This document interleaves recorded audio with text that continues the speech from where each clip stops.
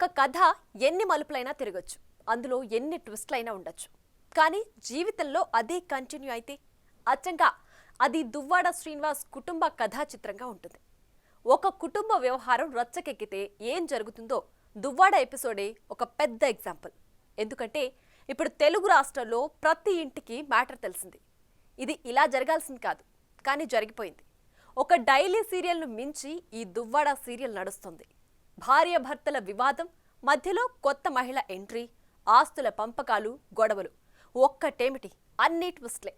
TRP రేటింగ్స్లో top rated daily సీరియల్స్ను వెనక్కి నెట్టి మరీ ఇప్పుడు అన్ని దువ్వాడ ఎపిసోడ్కే జై కొట్టే పరిస్థితి వచ్చింది. ఇంతకీ దువ్వాడ కుటుంబంలో చిచ్చు ఎక్కడ మొదలైంది? ఎండ్ కార్డ్ ఎప్పుడు పడబోతోంది?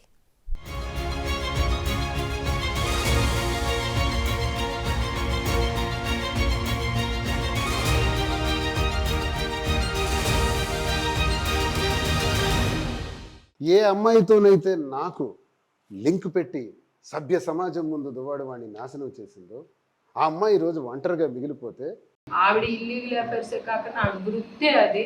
కేవలం ఇదంతా రాజకీయ లబ్ధి కోసం దువ్వాడి వాణి గారు చేసిన అంత నాటకం ఇదంతా. తను మా డాడీ ఏం చాట్ చేసుకున్నారో నా దగ్గర ప్రూఫ్లు కూడా ఉన్నాయి. మ్యారేజ్ అయిన తర్వాత మా ఇంటికి రావడాలు మీ వాళ్ళ ఇంటికి వెళ్ళడానికి చాలా తక్కువ. ముఖ్యంగా జరగడం ఏంటంటే ఎప్పుడు 30 ఏళ్ళ యుద్ధమే. రైట్, చూశారుగా దువ్వాడ ఫ్యామిలీ కథా చిత్రం. ఈ అంతరంగాలు ఎటు దారి తీస్తాయో తెలియదు, ఈ కథ ఏ తీరానికి చేరుతుందో తెలియదు. వేరువేరు క్యారెక్టర్లు, వేరువేరు పరిస్థితులు, వేరువేరు అవసరాలు, వేరువేరు అనుబంధాలు, వేరువేరు భావోద్వేగాలు. అయినా సరే అన్నిటికీ ఒకే ఇంటర్లింక్. అదే దువ్వాడ శ్రీనివాస్ ఫ్యామిలీ ఎపిసోడ్ను పీక్స్ కు చేర్చింది. ఇది తెలుగునాట ఒక డైలీ సీరియల్ మాదిరిగా మారిపోయింది. ఆ సీరియల్ ట్విస్టులు ఏమో గానీ ఈ ట్విస్టులే హైలైట్ గా ఉంటున్నాయి. మరి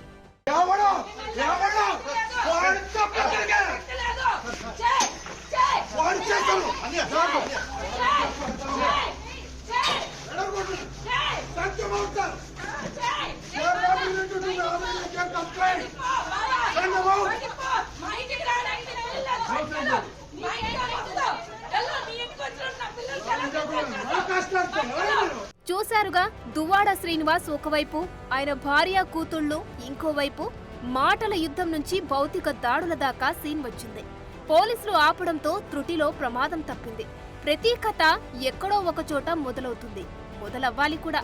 ఆ కథకు ఎన్ని సీక్వెల్స్ వచ్చినా ముగింపు కూడా ఉండాల్సిందే.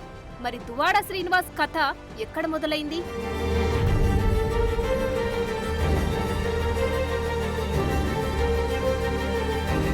శ్రీకాకుళం జిల్లా టెక్కలిలో ఒక అందమైన ప్రేమ కథతో దువ్వాడ శ్రీనివాస్ వాణి కథ మొదలైంది.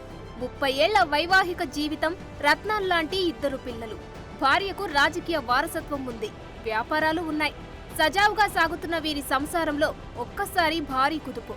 భార్య వాణి, పిల్లలు దువ్వాడ ఇంటి ముందే నిరసనకు దిగారు. 2 వైపుల నుంచి పెద్ద ఎత్తున మాటల యుద్ధం నడిచింది. ఎవరి వర్షన్ వారు వినిపించారు. విన్నవారికి అందరూ కరెక్ట్ అనిపించేలా కథ నడుస్తుంది. కానీ దువ్వాడ కుటుంబంలో ఈ కుదుపు రావడానికి బలమైన కారణాలే ఉన్నాయి.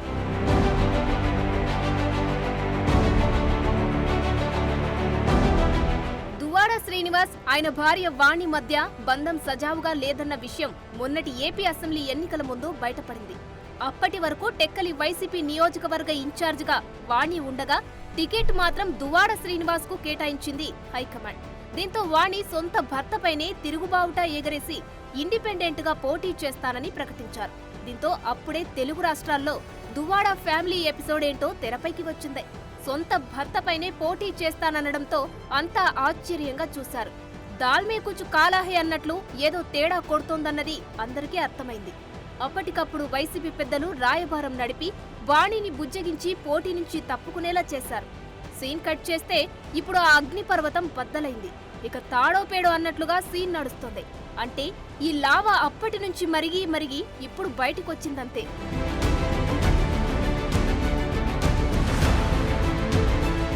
దువ్వాడ వాణి నా భార్య.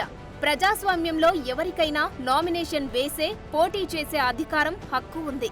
కాదని చెప్పే అర్హత ఎవరికీ లేదు. ఏం చేస్తాం? కలియుగ ప్రభావమంటూ ఆనాడు దువ్వాడ శ్రీనివాస్ అన్నారు. కథ అక్కడితో ఆగిపోయింది. కథనం మాత్రం నడుస్తుంది.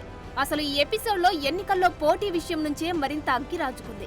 ఇంటి పోరు రచ్చకెక్కింది. ప్రచారాల్లో శ్రీనివాస్తో పాటే దివ్యల మాధురి సీన్లోకి ఎంట్రీ అవ్వడం, ఇద్దరు స్నేహితుల్లా కలిసిమెలిసి ఉండడం, లోపల ఏదో జరుగుతోందన్న డౌట్లు వాణికి రావడం జరిగాయి. ఇన్ని రోజులు చూస్తూ ఉన్న వాణి ఇక లాభం లేదనుకొని దువ్వాడ ఇంటి ముందు కూతుళ్లతో సహా నిరసనకు దిగింది. ఇన్నాళ్లుగా లేనిది ఇప్పుడే ఎందుకు జరిగిందన్న డౌట్లు అందరికీ వస్తున్నాయి. అయితే అందులోనూ పెద్ద కథే ఉంది.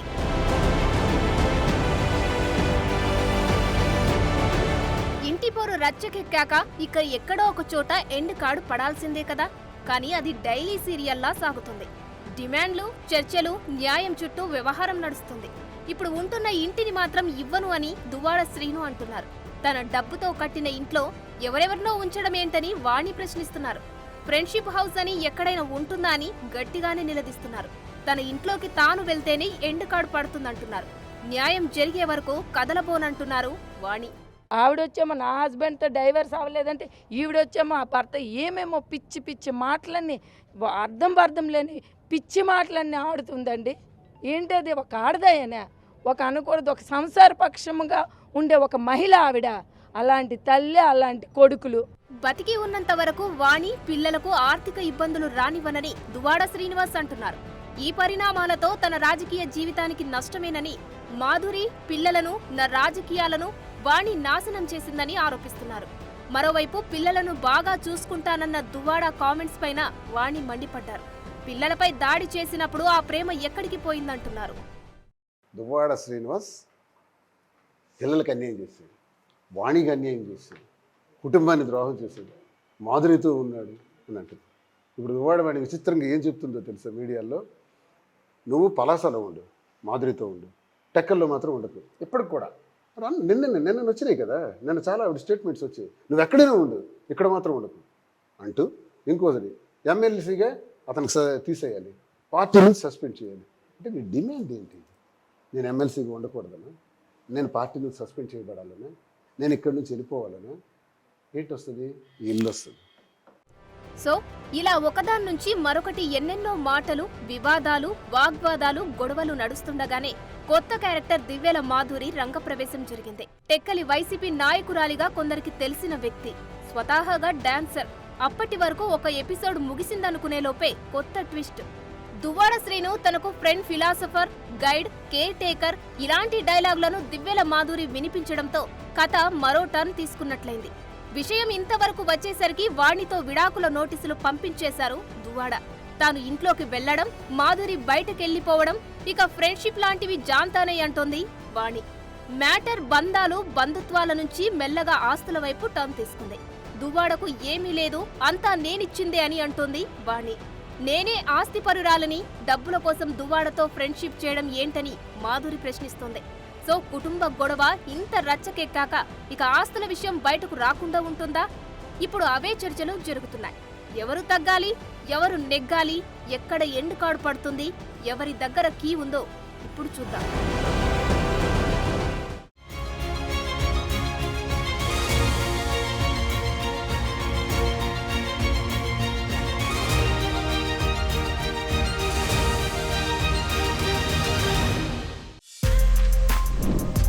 For more videos like this, subscribe Big TV channel.